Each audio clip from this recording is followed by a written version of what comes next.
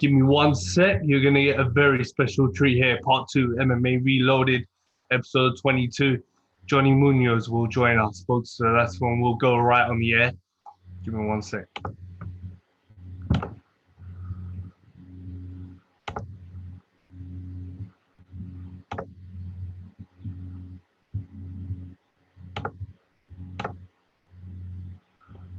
When you look at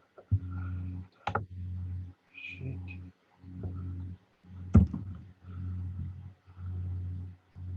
Oh, fuck.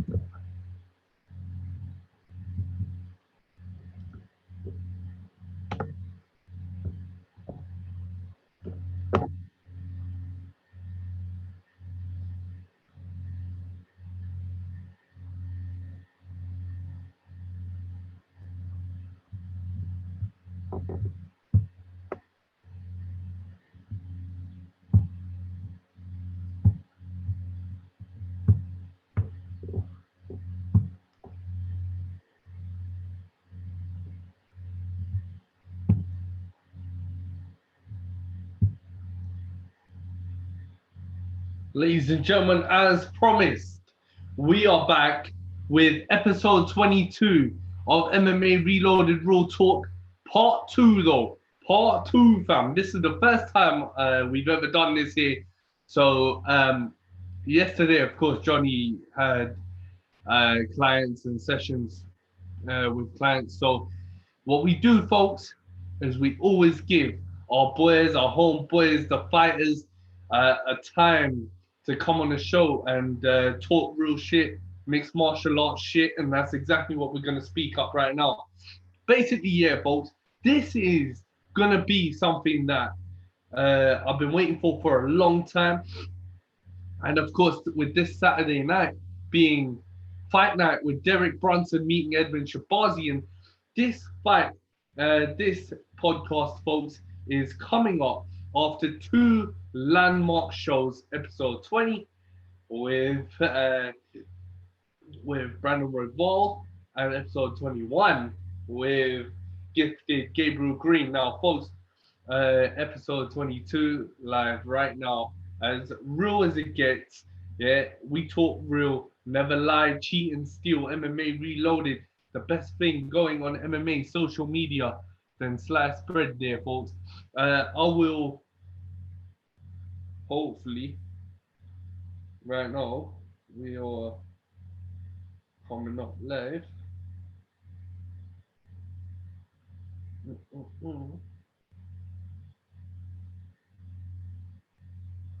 Yeah, so folks, you know what I'm saying, that I'm hyped up for this one, as you guys should be too.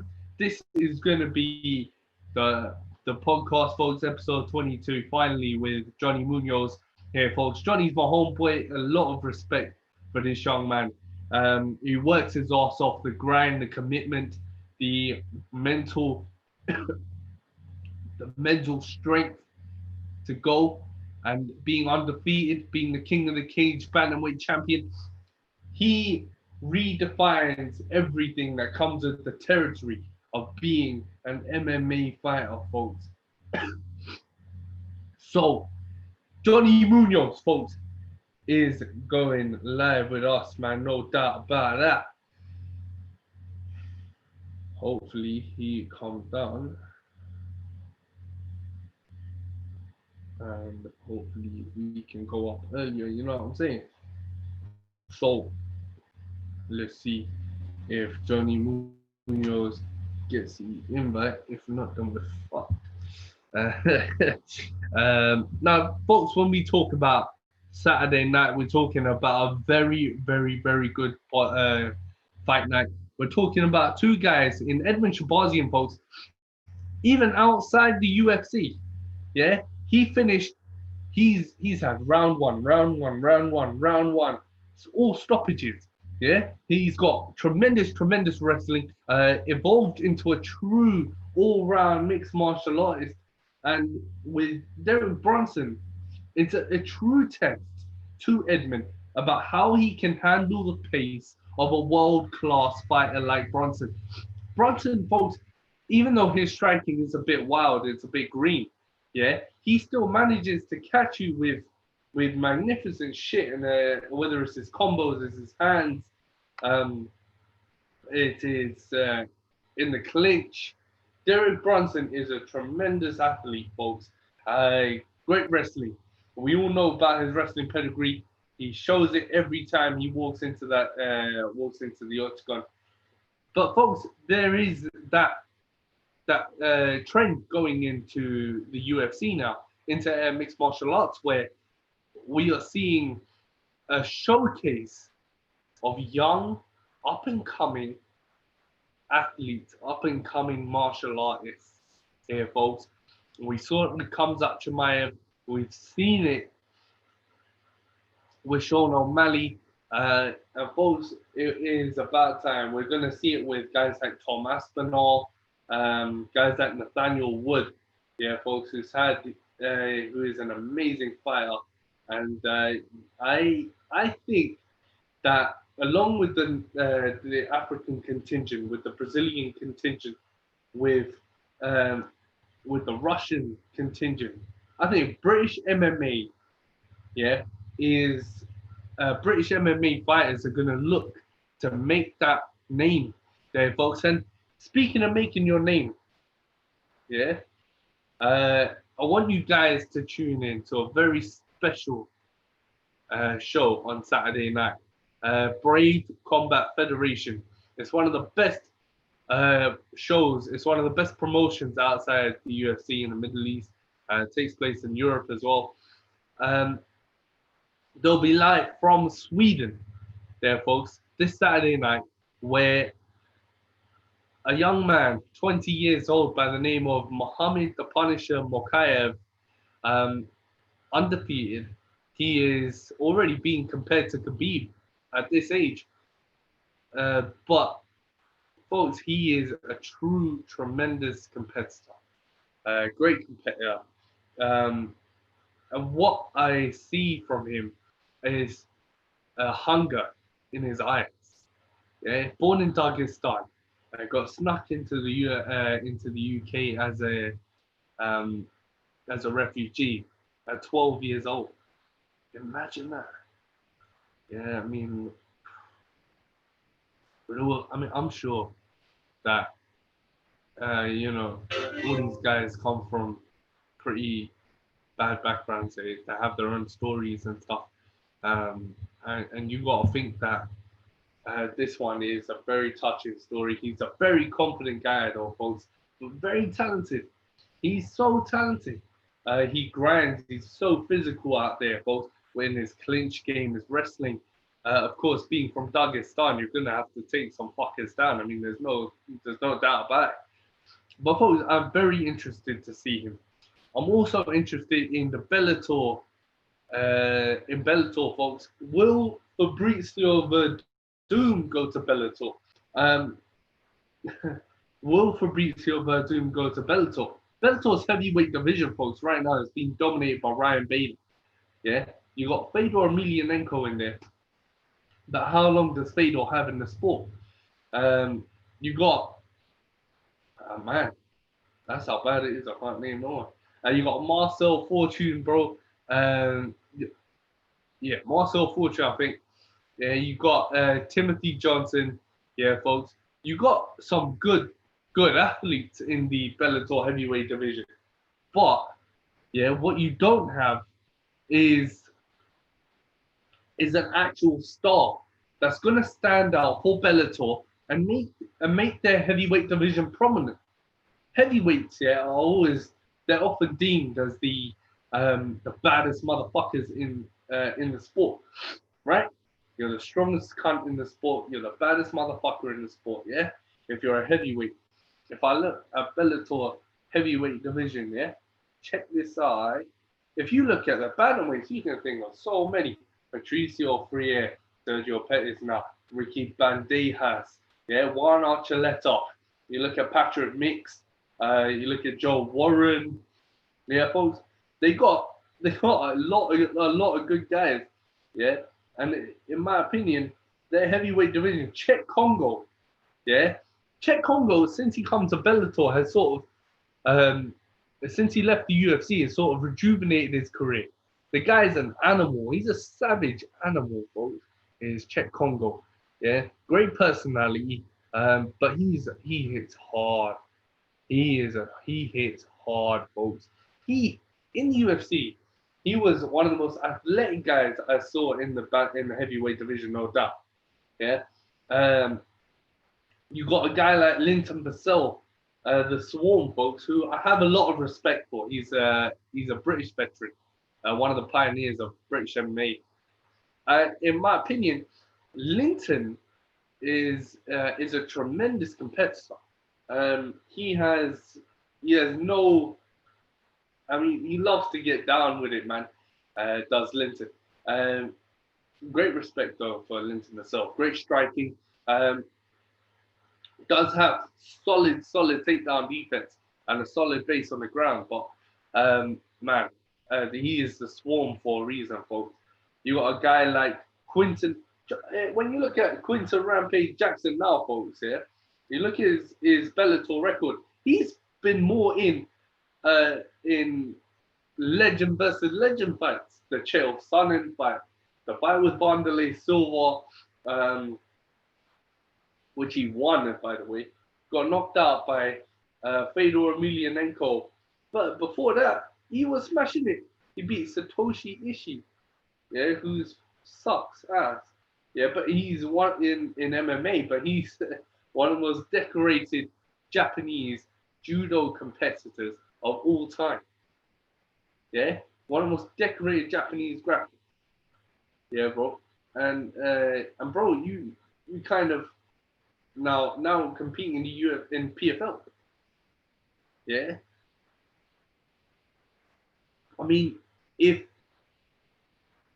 Bellator can sort of bring their heavyweight division to a standard where I don't think it's at right now, in terms of competition and making their stars, promoting their heavyweight division right now, there isn't really much hope, man.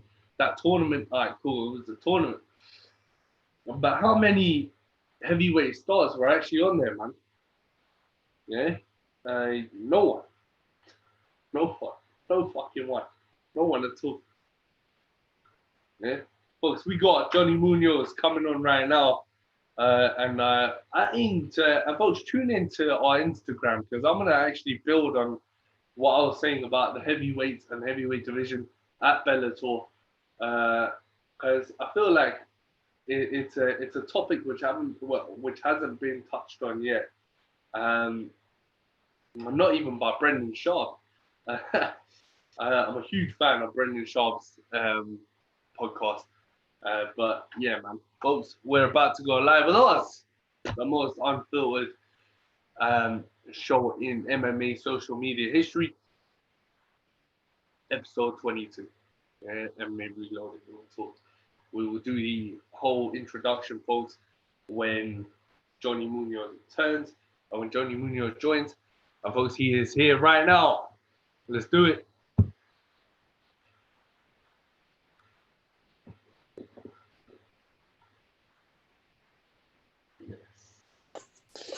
Yeah. Oh, can you hear me, bro? Yeah, Johnny Munoz. What up, ladies man? and gentlemen, we're live once again, and after christening in a landmark 20th episode of MMA Reloaded Real Talk, we are live with episode 22 with Johnny Munoz, folks, once again, man. And bro, you're one of my homeboys. I have so much respect for you, man. We've been wanting to do a second interview for a long time, bro. And I know we only got a little bit of time here today, but Actually, I was gonna tell you that I actually got a little time. I got things scheduled, so if you want, we could go till 2:30. Oh snap! Oh, yeah, I got it all. Yeah, I forgot to tell you that. Yeah, but I got it all moved around, bro. So we're doing. You know, you didn't need to. Right? Nah, thank you. No is my camera position good? It doesn't look all. Yeah, bro. Down. Now we can see your face, man. We can see. Man, I look pretty, Doug. Yeah, you do, bro. How you feeling though, man? How I can see you're busting your ass right now in the gym, man. Yeah, man. MMA Reloaded thread on there, bro. Nah, fam. How's it been going? How's training been going, man? Are you starting to get back into normal now, or are you still taking it safe and sorry, bro? Well, I never stopped training throughout the whole pandemic thing. Uh, I know a couple people do, but me, I kept going. I kept training. In the beginning, when this stuff all broke out, I was very. I think it was just me and my cousin, Super Glue. We were training just a small group of people. We were training, but as things start progressing and things start opening up over here, then I train with my team and stuff. Even now, still a weird state. In the United States because it goes different states, different counties, or different things. So, like in my county, things are supposed to be shut down, but the county's not really enforcing it. So it's just one of those things. A lot of gyms are still open in this area. Uh, they need to make a living, so they're staying open. So I still been training, man, doing my thing, man. I never stopped here, regardless what it is. If they keep us forced in a house, I'm still gonna be getting it, so it don't matter. I mean, that's what Super Glue said to me, bro. And shout out Alon Martinez, man. Oh yeah, But that's what Super Glue said, is that even during lockdown, we were still either getting down at Johnny's house or we were getting at my house, and we would mix it up. Yeah, but I mean, that just shows fucking commitment, bro, right there. Yeah, even if there's no gym, fuck it. Yeah, bro. it I is got my what it is. cousin. Yo, Johnny. Yo, Alon. Yo, you want to train? Yeah, bro. Yeah, come. Was that So it worked. how was it though, man? Like when that shit was happening, when the gym was shut, yeah, bro, and you and Superglue had to go home visit training, man, basically. Um, Yeah. So I mean, uh, uh, I have we have a nice setup in my garage, like a mat area, some padded walls. So I have a nice little gym set up where I live in my house. So it was cool, man. It was good. My whole outlook on the whole thing was I'm not gonna stop training. Like me and him, we have each other. Like we have each other. Like all you need is a body. So, so, I'm big on what's that samurai's name? I always have a hard time pronouncing his name. Masashi. yeah, I forget how yeah, you say his first name. But I've read a lot of books on him, and his last battle, he took 1 year off, not of training, but like away from society. So this dude was not in civilization. He was out there just on his own, by himself, not talking to no people, and did his own mental training to get prepared for his last battle, which he ended up winning. So to me, that was a big inspiration in a way. You know what I mean? When all this was going down, I think a lot of people are their own worst enemy. You just got to go out there and do it. Like don't talk about it. Just go out and do it, and then it will show. So I mean, I can attest to that firsthand, bro. I think during this pandemic, and it's not even over yet, bro. Yeah, yeah, there's rumors of like a second wave or some shit is going down. yeah. But mate, How I is it mean, in you're in UK? Are you in yeah, what city? In what city? I'm in London, bro. Oh, London. Uh, Okay, I was gonna say that, but it wasn't sure. So how is it with over there with this whole COVID thing? I mean, well, people the more people go out, the more they get infected. Yeah, down here. But Really? people, I think, are still a bit hesitant. Yeah, they're still keeping their distance and stuff, bro. So I think it's kind of the thing is, yeah, bro, is I'm right there with you, man, because it's all about mental. It's all about having the mental capability to not psychologically turn into a vegetable. You know what I Yeah, mean? yeah. Yeah, bro. And I think what I love about when I asked Super Glue this, he said the same thing. Yeah, bro. It's all about family. Yeah, Johnny, and I think family and it's great that you read the samurai books, bro, as an inspiration as well. Um, Yeah. how was it though? Does that um how does that inspire you? Is that a great inspiration for you outside of fighting, uh, reading books and sort of being by yourself, being peaceful? Yeah, bro. Is that what you do for inspiration, bro? Yeah, man. Like I train every day. Uh, on my when I'm not training, I'm always like reading a book. I'm always reading like I like to. My thing is like I'm a man. I was born a man.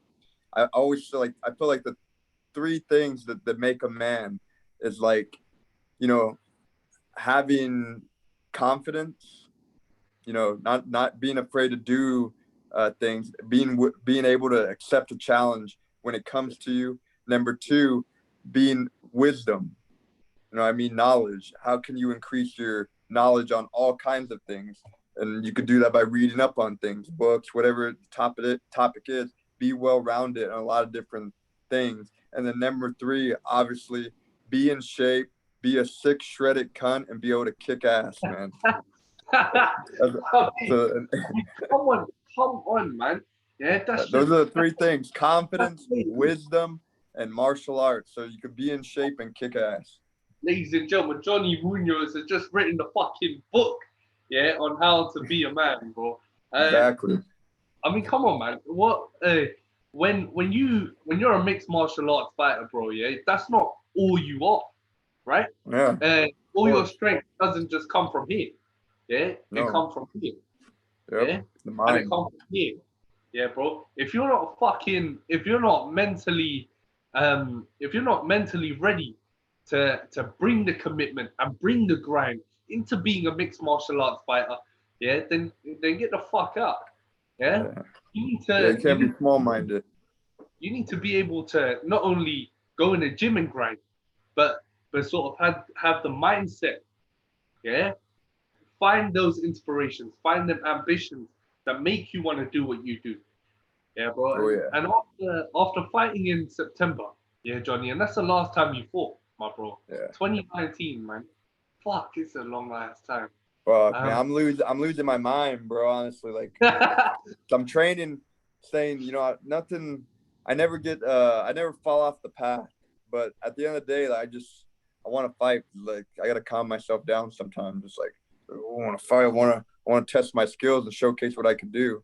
But I'm that should happen, I think, soon. So might have some things lined up. I can't really say full details, but I think in the next, for sure, 3 months or maybe sooner, something's gonna pop up.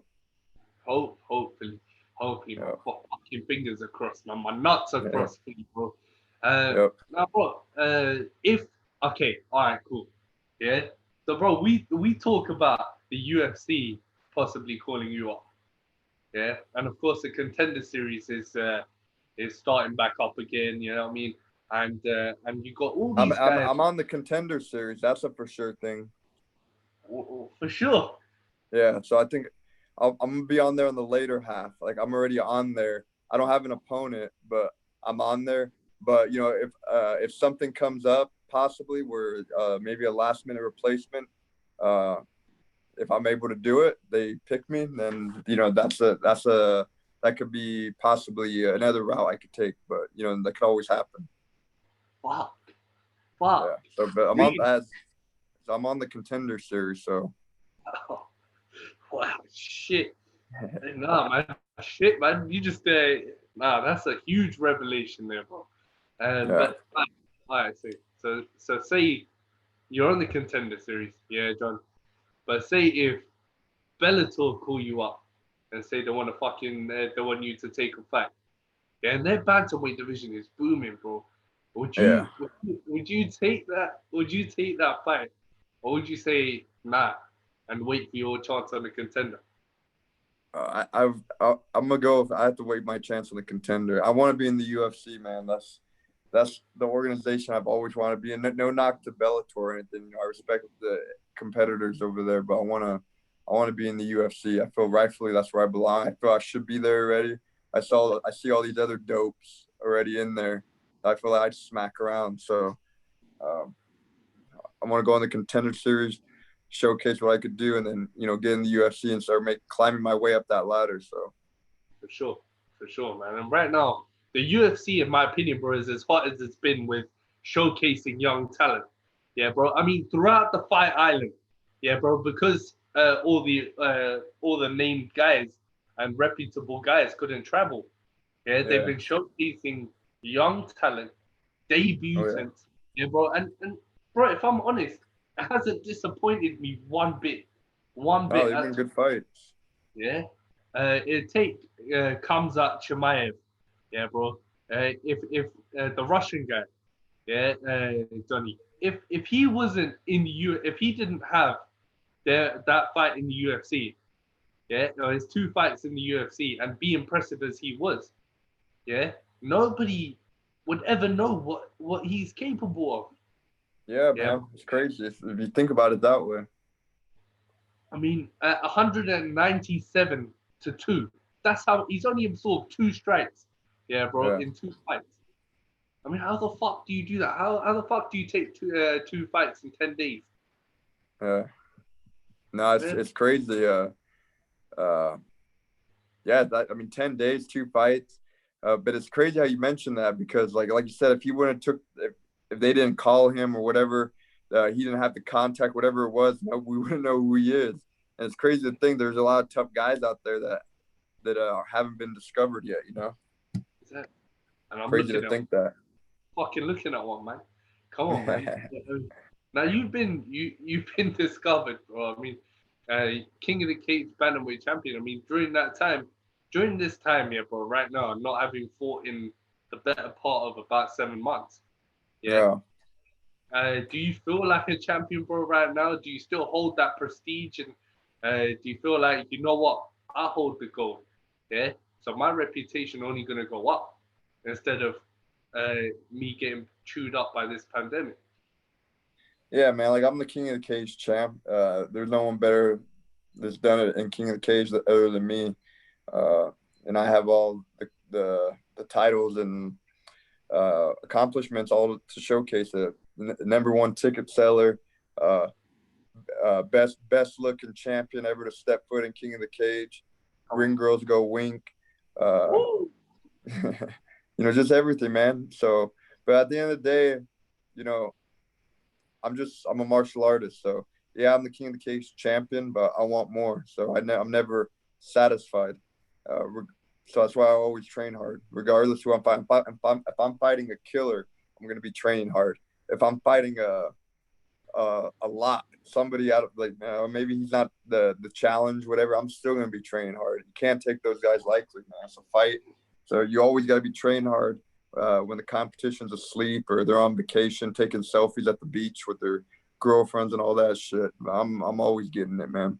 So nothing new here. No, fucking rap. Say, how do you feel when you see someone like that? Yeah, someone that just takes it half-hearted. Yeah, someone like Conor McGregor. Yeah, all right, safe. So tell me this, yeah, Johnny. Conor McGregor, in my opinion, hasn't proven shit to me in the past year, 2 years, right?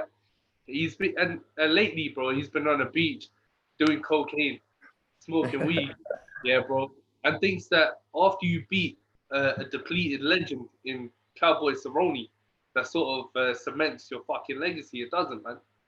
Yeah, Yeah. that's enough to retire. And how do you, just using that as an example, yeah, bro, you don't have to refer to that, but how do you feel when you see someone like that?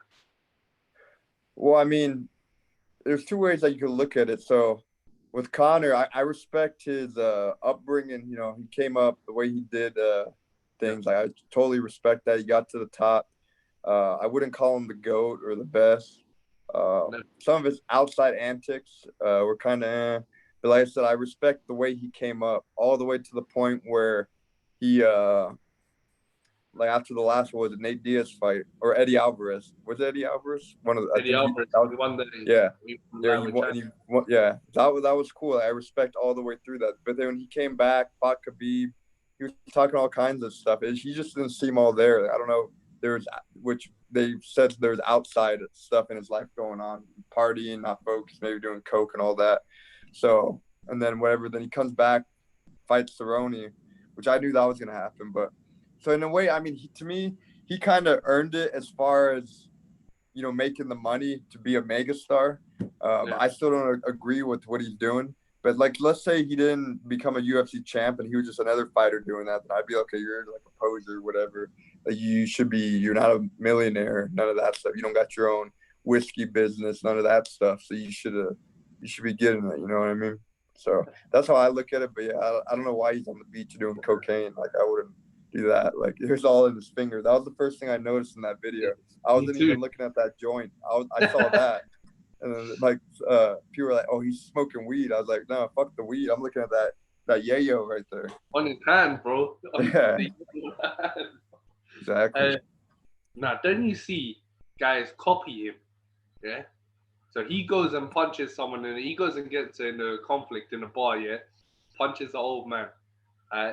And then Mike Perry, yeah, the little cunt that he is, yeah, goes into a bar, yeah, and knocks a guy clean out.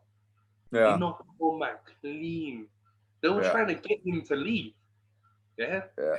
The guy stepped to him and Mike literally fucking right hand, and the guy was sleeping. Oh yeah. I didn't. Mike Perry needs help. I don't know. That dude he a little out there. I don't know if it's a persona or maybe I don't know. I seen his girlfriend today, or his ex-girlfriend, the Platinum Princess. I don't even know her name. She posted something today. Yeah. On I seen something. She popped. Yeah, like he was covering her mouth, and basically she's saying she's gonna speak about it. She's stood silent for a while. So shit. I'm curious to what she's gonna say. But it's crazy because I don't follow all that shit. But because I remember when I went to the UFC PI a few times, I seen him with her. And out of nowhere, he got a girlfriend with him, a new chick. I don't know what happened in that whole story. Why did they break up? Did he cheat or because I remember they were supposed to get married, and then out of nowhere he has this new girl out of nowhere. And now the girl that cornered him, yeah, in his last fight, now she's pregnant. Now we got fucking little Platinum coming. Yeah. Oh man, that's terrible. Good for them. I don't know. That's kind of. I know, man. I mean, now moving on here, Johnny, bro. What did you catch? Did you catch Whitaker versus Till? The event, bro. Did you watch it? Yeah, I watched it. I wanna touch on something, yeah. I wanted to post this on Insta, yeah, bro. But my phone was being a bitch, yeah. So the thing is, yeah, bro, refereeing, yeah. And I wanted to get your opinion now, yeah, because Herb Dean got into a lot of shit from Dan Hardy that night. Yeah. Yeah, bro. First of all, yeah, do you think Dan Hardy was out of line a little bit for getting on Herb the way he did? I mean, he shouldn't have did it, but I can understand why he reacted that way. Yeah. I don't know. I mean, you could always look at it both ways. I thought the dude was out. He got hit. He fell down. There was no getting up from that. Francisco, or was it Trinaldo, right? Trinaldo. Yeah. He stopped. If that was me, if I would have hit the guy personally, I would have hit him with a couple other shots right away. That's just me. That's just my reaction. Like, I'm in a fight. I'm not going to stop. Like, afterwards, we get a hug, make out, whatever you want to do. But, like, you know, I'm in there to finish you and end you, get paid, get out, on to the next victim, you know. So he stopped. Kudos to him. So I don't know if that played into effect, but yeah, the dude was out. I felt Herb should have just got in there sooner. I know people could be like, "Oh, when it's you in there." I mean, I don't know. The dude was out, in my opinion. So let's talk through the finish. Yeah. So Jai Herbert, yeah, who was Francisco's opponent, was on. Yeah. He was on wobbly legs, bro. Yeah. And Francisco landed a large shot, left hand, yeah, uppercut. Yeah, bro. He put him down. But, in my opinion, bro, I don't know, man. I don't know. Like, he landed 2 shots before Herb stopped it. Yeah. And, man, I just think I go back to hearing what Jorge Masvidal was saying about, was it necessary? Hell yeah, super necessary. Super necessary. Super necessary, man. I mean, if you're gonna stop a fight, yeah, bro, and I think social media always goes off about this, yeah, Johnny, about Herb stopped the fight too early, or John McCarthy stopped the fight too late, or fucking what the fuck is the referee doing? Is he even fucking alive in there, bro? Not true, yeah. Do you think that sort of plays a part into? Because obviously, bro, referees, UFC fighters, commentators, whatever, you're gonna be reading those comments, even if you It's a don't. hard job, yeah. Even if you don't reply to it, bro. Would that play into your mindset when you're going into referee a fight? Like, oh shit, he's down, but if I stop it now, what's gonna happen? Yeah, I mean, it could definitely. I've always thought Herb Dean was a good ref. I don't agree with some of his stoppages like he's had in the past. Me too. There are some stoppages I felt he ended too soon, maybe some too late. For sure, if the referee, what's that one ref? Keith Peterson? If it was Keith Peterson, that dude would have stopped the fight. If it was Keith Peterson. Right, man. That dude stops the fights, in my opinion, a little too early sometimes. Herb, he lets him go on, so sometimes it's good. It depends, like especially when he's in the main event fights. Yeah. He'll let him go on and let the guy fight a little bit. But I don't know. I felt Herbert was I don't know. I felt he was done. So there was no. I remember, yeah, Johnny. Herb was refereeing Ben Askren and Robbie Lawler. Yeah. And so that was a little weird, that fight. I still don't really. I don't know how to I see both ways on that one. I still haven't came to a conclusion. Like the way Lawler's arm went down, and then I don't know. But he got up quick, so it was a. I think he was out for a bit. Yeah, bro. But at the beginning of that fight, Askren his brains were scrambled. Yeah, bro. Askren, he was getting his ass whooped. I mean, right. So then, refereeing, in my opinion, bro, is one of the hardest jobs in MMA. Yeah, I think totally. If you're a ref, and I think a commission would never allow you to referee a fight if they thought you didn't know what the fuck you were doing in the cage, right? Yeah. So, and Herb Dean, along with John McCarthy, are two of my favorites. I think if those two referee a fight, it's fair. Yeah. But in your opinion, Johnny, I don't know, man. When you talk about safety of the fighters, have you ever been in that situation where you thought on one of your fights where you thought the fight should have been stopped or it was stopped too late or too early? No, I never been in that situation. A lot of my fights been finished decisively. So I never really was like, oh, maybe the ref should have stopped it. I've knocked the dude out. He was clean out, face first on the mat, and the other fights were submissions. The other ones were TKOs. So yeah, I mean, I felt they were all legit. I mean, I might sound biased because it's me, but I mean, if you look at them, I mean, there was decisively there was no getting out from them, you know. Yeah, no, man. I mean, we've seen it a lot, man. Yeah, in the UFC, it's not just 1 year history; it's over 25 years. Yeah, I've seen it a lot. I've seen it with Czech Congo and Pat Barry. I've seen it with a lot of guys and a lot of fighters. Yeah, bro. But you never know, man. Like I said, refereeing is one of the hardest jobs. Yeah, bro. You're never gonna make anyone happy. You're not gonna make everybody happy. That's what I'm trying to say. It's impossible to make everyone happy as a referee.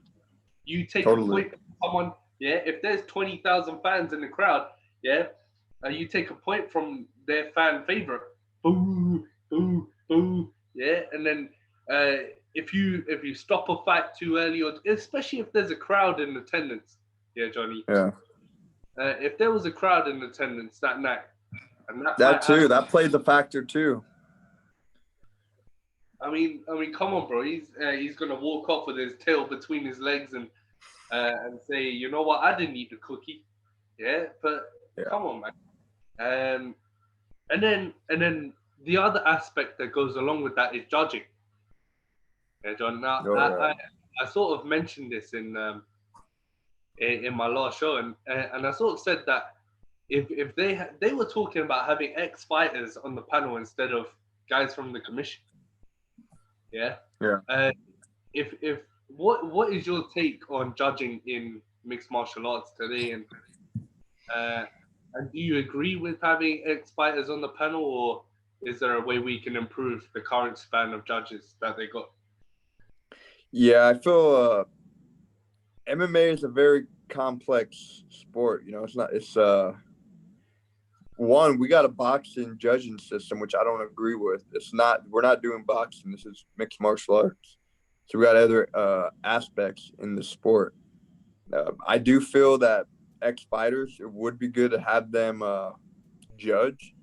They have a larger idea of what's going on in the sport, obviously. But the problem with that is you might get some bias in there. But at the same time, you might get bias with the judges now. But I think there might be the only thing, there might be a possibility of more bias if you bring in ex-fighters. You know what I mean? Because who's to say, oh, I like this dude better? You know what I mean? If it's a super close fight.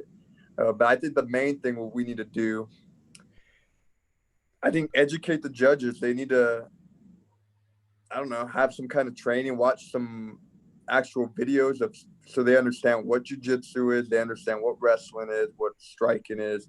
They need to have a better understanding of it, because I've seen guys, they don't have no clue what grappling is. I could be mounted on you, punching you. You flip me over, all of a sudden you're winning the fight. Like, nah, bullshit. Like, you know, you defend it. How is that? Or I have your back, right? I have your back. Hooks in, whatever. And then you're on top of me, but I have your back, hooks in, but my back's on the floor.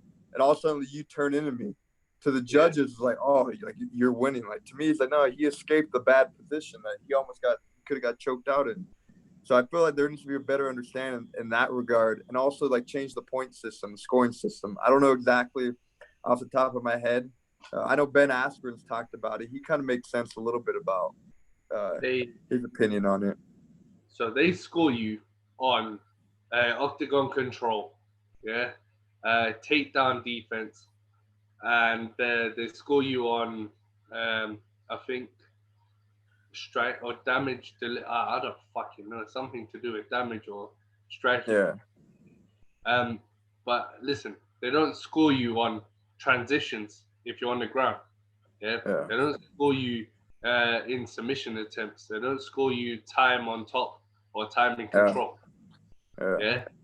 But I think you're right. I think if you have someone who's been there and judged, say, a jiu-jitsu competition, yeah, and he sits on or she sits on the panel, yeah, that would be a lot better. Oh yeah. Yeah. That's what I mean. It just all comes down to education, and I think sitting down and coming up with an actual point system that's going to work for the sport. Because I mean, we're using a boxing scoring system. You know what I mean? It makes zero sense. Fucking sucks. And you got Derek Cleary, and he's one of the judges. Yeah, John. Yeah, Derek Cleary. Yeah, bro. He judges boxing fights, man. Yeah. How you gonna put someone like that into fucking judging UFC? Yeah, it's like I don't know, man. It's like putting you into a baking competition. Yeah, it's not gonna work. Yeah. Hey, bro, I could freaking cook, bro. So. Well, for real. You could. I'm putting it in there. I don't know about that one. Nah, man. Then I remember we talked about social media last time. Yeah, John, and the effects of social media and MMA. On Fight Island. Yeah, bro. When in a UFC 251, so kicking it off straight at the beginning. Yeah, when Kamaru Usman fought Jorge Masvidal. Yeah, Johnny. That fucking social media was going off. People were marking the fuck out. And then at the end of the fight, yeah, you have like 100, 200,000 comments about Kamaru Usman grabs Jorge Masvidal's groin, yeah, and humps him near the wall. And it was even posted, some idiot even posted it on Pornhub, yeah, and had Kamaru Usman pulling down Jorge's shorts. Bro, my point is, yeah, what are your thoughts, bro? Yeah, when you see it, when you see stuff like that, or if you saw that social media after UFC 251. What were you thinking?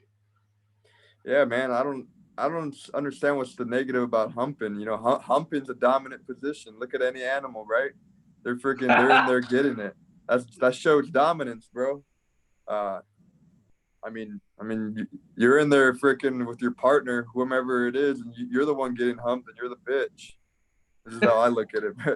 But no, I mean, Kamaru Usman did what he had to do. So I mean, I wanted Masvidal to win that fight. I like Masvidal, but I figured Usman was going to do that. You know, he's a smart fighter. It would have been foolish for him to go in there and strike with Masvidal. I feel if he would have done that, Masvidal would have picked him apart and potentially maybe TKO'd him, knocked him out. So I feel he did what he needed to do in that fight to win. Regardless of, I didn't like it. Not as far as boring. I knew what he was doing. Like I was like, man, I want to see Masvidal win. I wanted Masvidal to win. But with respect to Usman, he did what he had to do to win that fight. And when you're in there, it's different. You know what I mean? You got to do what you got to do to win, survive, come out of there healthy, and you can return back to your whatever family, team, wife, kids, whatever it is. You know? I mean, when you talk about coming in on a fight in 6 days' notice, then 21 pounds you have to cut. Yeah, John. Yeah. It's crazy too. He had that slice of pizza. He stopped. Where did he stop in Italy? That was crazy. I mean, exactly. I wonder if he did that for show, if he really ate the whole box of pizza, or that's what I was thinking. Show? That's what I was thinking, yeah, bro. Social media is like that, isn't it? It's like a tabloid, yeah. So it's like you could chat as much shit as possible, and people will jump on that shit, yeah. Oh yeah. But in my opinion, if you're cutting 21 pounds in 6 days, you eat a massive ass slice of pizza. That's adding like 10 pounds right there, man. Yeah, I wouldn't have done that personally. So because of that, I feel he didn't eat the pizza. Maybe took a small bite or made it look like he was eating it. But Masvidal, a smart dude. He around smart people. I don't think he ate that pizza. Maybe gave it to his homies, whoever was with him. You know. Oh, bro, if you're flying private, man, you're gonna have homies with you, man. No doubt. No doubt. No, man, shit. I mean, in 6 days' notice. All right, cool. Say if you were fighting Sean O'Malley in 6 days' notice, yeah, and you would obviously do what brings you to the dance, right, bro? Yeah, you would have a grappling advantage, yeah, and you would do what brings you to the dance. You would use your strength, and that's what Kamaru Usman did. Yeah, I feel like you gotta dissect fights, man. Whoever you're fighting, it's you're the one in there. Where can you take your opponent where he's weak at, where he's vulnerable at, where he doesn't want to be? That's what you need to think. You put your opponent where he's uncomfortable. That's where you want to be. Where he's uncomfortable, you're in control. But the moment you put your opponent where he wants to be, where he's most comfortable at, now it's more of a chess match. You got to be smart if you're going to take that approach.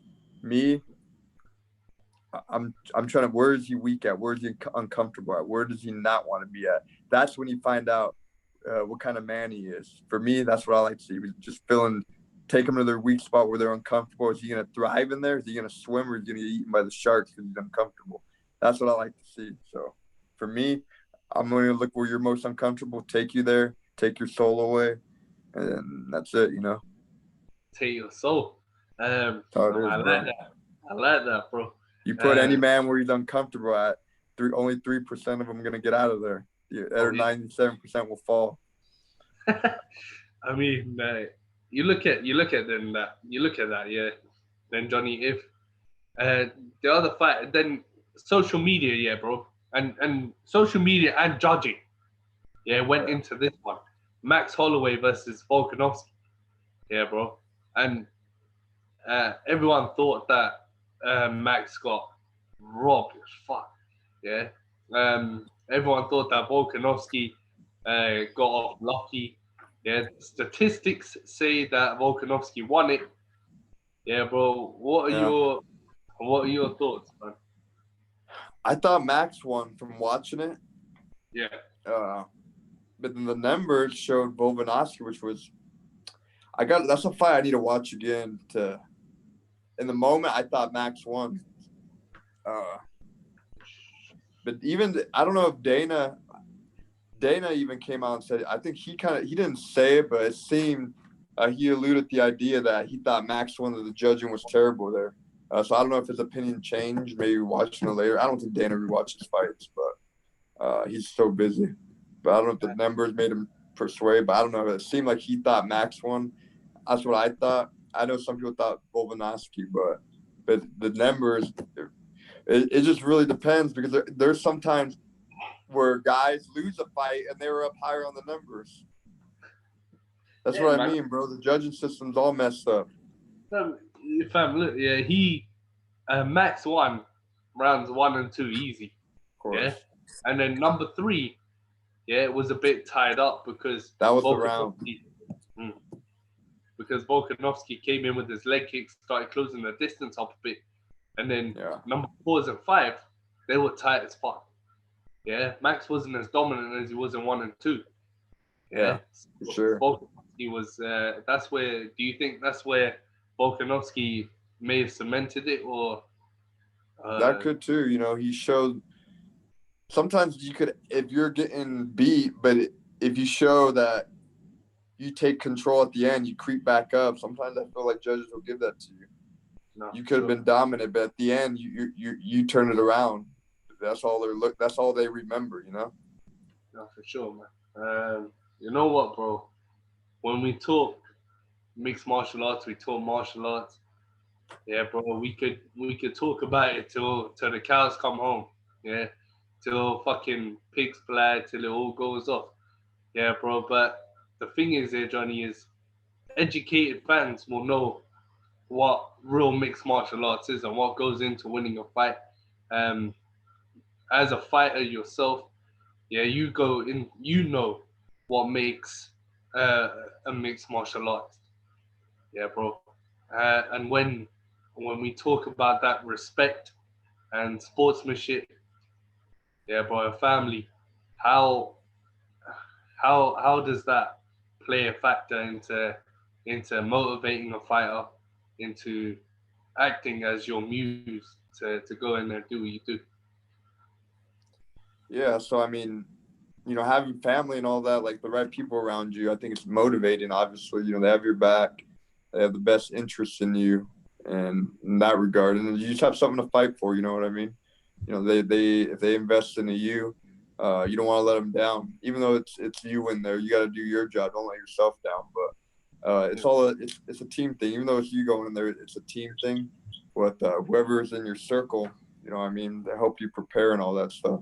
You guys worked hard during the whole fight camp, so you want to be able to achieve that goal, and then you feel like you guys all succeeded together. So for me, that's awesome. No, for sure, man. I mean, no, you're right. It was the reason why I say it, man, is because I always hate to do this. I always hate to wrap up shows. And I know you have clients, bro. You have sessions today, and I appreciate you coming on the show, man, and doing this for the second time. Yeah, bro. No, always, bro. Always appreciate you, man. No, I appreciate you, man, and good luck. Yeah, I look forward to seeing you on a contender, bro. This sport called martial arts is only going to get bigger and better. Controversies are going to come. It's chaos, creating chaos. Creating chaos, man. Yeah, you got to. Oh man, I don't know, man. You gotta just be here to see it. It's fucking nuts, man. Thank you so much, Johnny, for coming on the show, man. Good luck today with the sessions, and thank you, my brother. No, thank you, man, and be safe out there, out in London. You know, still a crazy time going on with everything going on in the world. The main thing is, you know, just always keep bettering yourself, man. Focus on yourself. Focus on what you can control. Fuck the media. Don't buy into any of that bullshit, and just, you know, focus on yourself. You freaking stay away from that stuff. Your life's way better that way. Damn right, man. If you need to fuck anyone up on social media, yeah, just ask me. I've been on a fucking rampage, man. Shit. I mean, hell yeah, bro. Anytime, my brother. Anytime, man. Thank you so much, my bro. Thank you, man. You have a good one. You too.